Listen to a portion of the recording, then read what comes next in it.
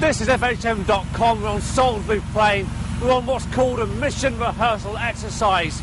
It's incorporating the Army Air Corps, the Royal Navy, the Royal Air Force and the Polish Army. Today we're going to go and raid an Afghan compound where they believe an IED factory is located. But to get there, we've got to get a lift.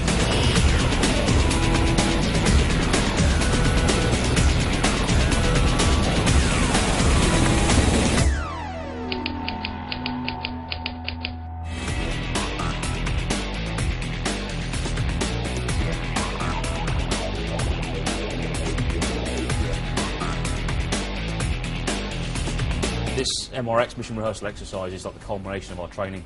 We've been building up to this one now for about 4 to 5 months, pre-deployment training. It's called PDT. It starts off with the most basic low-level skills for everybody really, basic training, and then builds it all together, so it tries to lump it in one large group. So the mission rehearsal exercise for us is covering everything we've learned up the last 5 months.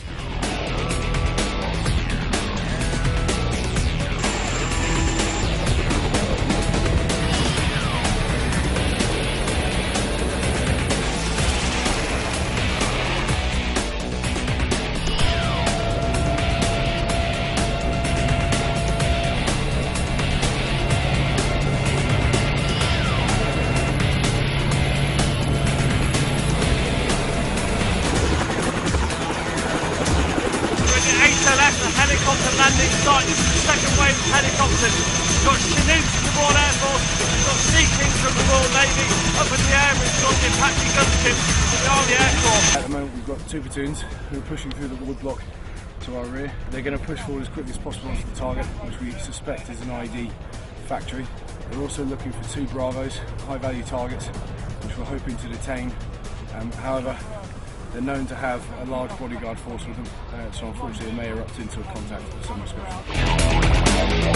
So you can see the target behind us, obviously with local nationals carrying about within and around the buildings. 9 platoon here is just lining themselves up, ready to launch themselves onto the objective. Hola, this is Mula. All civilians, you have to come out.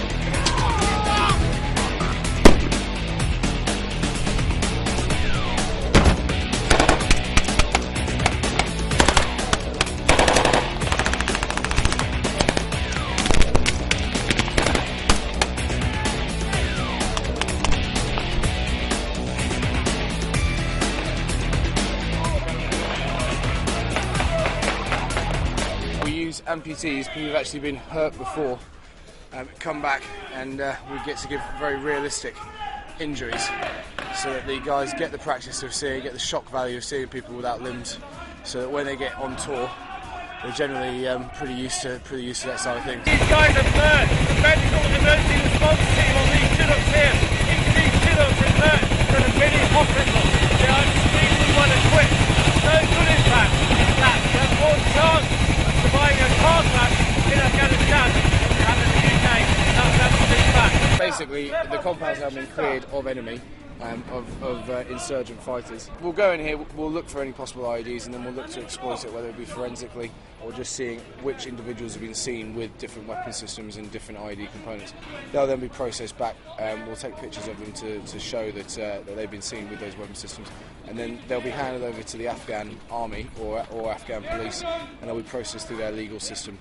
So the Afghans are actually the ones who are doing the judicial side of this. The plan is nothing, but the planning is everything. And what we're trying to do is give them the end state of what they want to achieve by the end of the op. Because once you start coming under fire from the enemy, the plan is going to go. We did an air assault coming in onto this objective in the morning with a couple of hundred people involved in that, 6 aircraft coming in on a coordinated, simultaneous launch onto this position. So I think it's been really useful to practice that, before we actually go and do it in Afghanistan. Obviously there were casualties, there was the normal confusion that we expect with battle. But we got the casualties out quickly, and actually we went through and cleared the compounds. We can't keep fighting the Taliban the way we have done before, which are far more aware of the country we're fighting in, the fact that it is their country, and we're there to support them. Okay, that's the end of the MRX on Salisbury Plain. We've been awake for about 28 hours now. No sleep, we're tired, we're cold, we're hungry.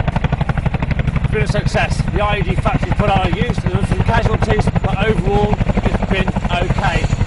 Now it's time to get on one of these and go back to